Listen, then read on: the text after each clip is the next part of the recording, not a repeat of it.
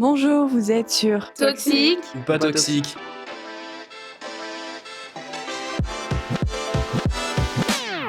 Nous sommes des élèves de Terminale ST2S et nous avons plus particulièrement travaillé sur le consentement. Vous avez sûrement déjà entendu parler de la relation saine ou toxique, mais que représente-t-elle vraiment ? Nous allons définir ces deux types de relations. Une relation saine se caractérise par La communication. La liberté, L'entraide, L'écoute, et la bienveillance, alors qu'une relation toxique se définit par La violence. l'emprise, la manipulation, le dénigrement. et le mensonge. Pour mieux comprendre, nous allons débattre sur quelques situations.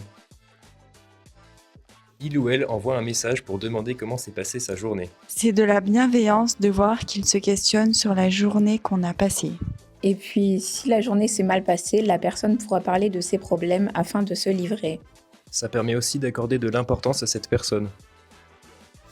Dès les débuts de relation, elle veut te présenter à sa famille et ses amis.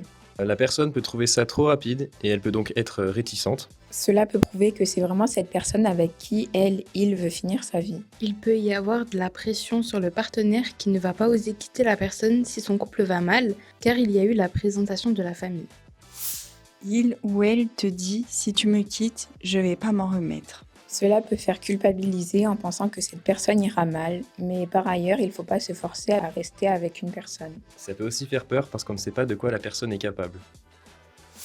Il ou elle te demande de partager tes codes de téléphone et ta localisation. D'un côté, ça peut faire peur parce que c'est pas parce qu'on a une relation qu'on est obligé de tout partager et on a le droit de garder notre jardin secret. Ça peut aussi montrer une forme de jalousie si la personne tombe sur certaines conversations ou photos. Mais ça peut aussi être bienveillant parce que ça peut assurer une certaine protection envers l'autre.